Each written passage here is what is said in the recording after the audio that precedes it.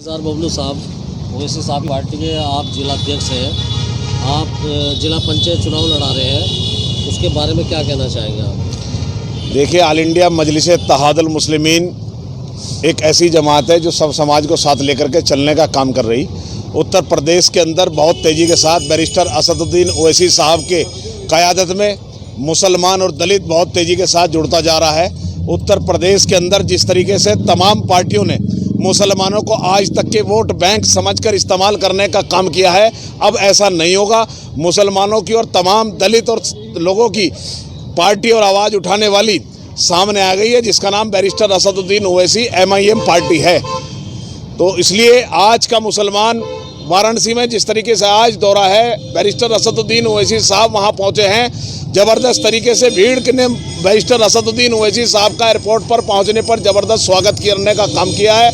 उत्तर प्रदेश के अंदर MIM की ज़बरदस्त तरीके से लहर आ रही है। ख़ास तौर से यहाँ हम लोग जिला सहारनपुर के अंदर भी गांव-गांव जा कर के अपने लोगों को जगाने की बात कर रहे हैं। जो हमारे तमाम लोग दूसरी पार्टियों का झंडा उठा करके, सपा बसपा कांग्रेस का झंडा उठा करके दूसरी पार्टियों में हैं, उनसे यही हम लोग कह रहे हैं कि उन झंडों को छोड़ करके, उनकी दरी बिछाना छोड़ करके अपना झंडा उठाओ, अपनी पार्टी के साथ जुड़ने का काम करो, बैरिस्टर असदुद्दीन ओवैसी साहब के साथ जुड़ने का काम करो और इंशाल्लाह बहुत तेज़ी के साथ मुस्लिम समाज बैरिस्टर असदुद्दीन ओवैसी साहब के साथ जुड़ रहा है। जिस तरीके से आपने देखा कि समाजवादी पार्टी की सरकार आई तो मुसलमान ने बनवाई, बसपा की सरकार आई तो मुसलमान ने बनवाई, कांग्रेस की सरकार आई तो मुसलमान ने बनवाई। आज अगर इसी तरीके से इन सब लोगों ने वोट तो मुसलमान का चाहिए, सिर्फ काम के नाम पे जीरो है। मुस्लिम समाज आज भी वही है जहाँ 70 साल पहले जिस तरीके से हालत थी, लेकिन अब उन मुस्लिम समाज को भी ये समझ आ चुकी है कि हमारा रहनुमा, हमारी आवाज़ उठाने वाला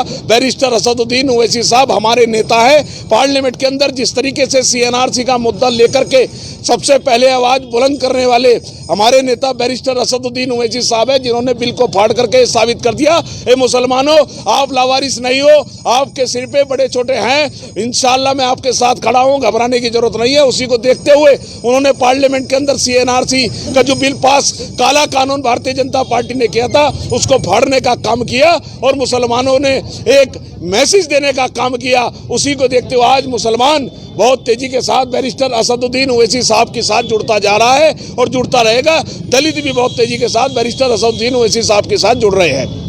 किसानों का मुद्दा पूरे हिंदुस्तान के अंदर चल रहा है और किसानों की कोई भी किसी प्रकार की कोई सुनवाई नहीं हो रही है, सरकार नहीं कर रही है। इस बारे में आपकी पार्टी क्या कर रही है? किसानों को लेकर के सबसे पहले बैरिस्टर असदुद्दीन ओवैसी साहब ने समर्थन किया। हमारा पूरा समर्थन किसान भाइयों के साथ है।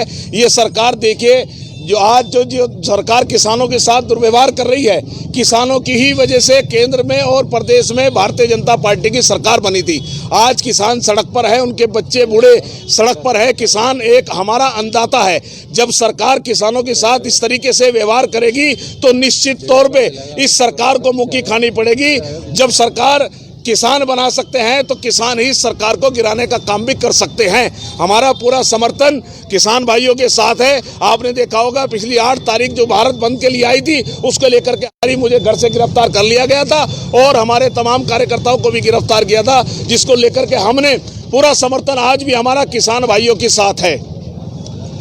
जैसे उत्तर प्रदेश के अंदर सभी पार्टियां सड़क पे आ गई थी और उसके बाद में नज़रबंद कर दिया गया था, मगर उसके बाद में कोई सुर्खियों में नहीं आ रहा, कोई बाहर निकल के नहीं आ रहा।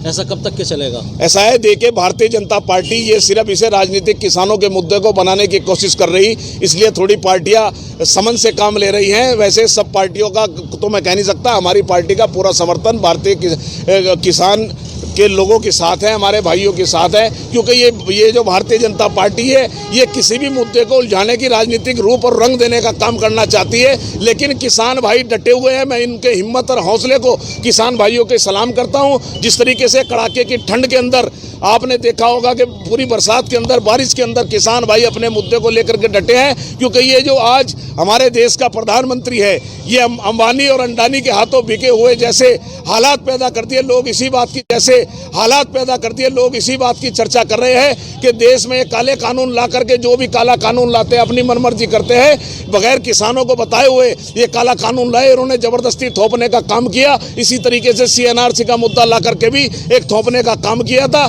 जिसे अब किसी कीमत पे जनता बर्दाश्त नहीं करेगी। उसी को लेकर के जनता और किसान सड़कों पर आकर के भारतीय जनता पार्टी का बहुत तेजी के साथ विरोध करने का काम कर रही है।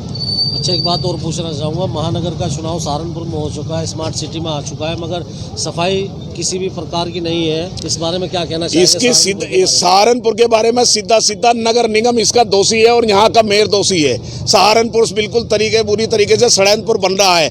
जिस तरीके से नगर निगम महानगर का इसको दर्जा मिला हुआ है, महानगर कहीं कोई किसी किस्म का सहारनपुर के अंदर नहीं देख रहा है। खासतौर से मैं कहना चाहूँगा आपके चैनल के माध्यम से कि मुस्लिम बस्तियों के अंदर जिस तरीके से अनदेखी करने का काम नगर निगम कर रहा, कहीं नहीं कर रहा। मुसलमानों के साथ नगर निगम और यहाँ का मेयर सौतेला व्यवहार करने का काम कर रहा, जिसका परिणाम आप सब लोग जानते हैं। गली गली मेरे साथ चलिए, मैं सर्वा कराता हूँ। बुरा हाल है कि गली का, कहीं कोई सड़कें नहीं, टूटी फूटी नाली है, षड्यंत्र बना हुआ है। इसीलिए आज आपके चैनल के माध्यम से नगर निगम को मैं चेताना चाहता हूँ कि मुस्लिम कॉलोनियों पर भी ध्यान दिया जाए, अनदेखी बिल्कुल नहीं की जाए और किसी कीमत पर बर्दाश्त नहीं की जाएगी।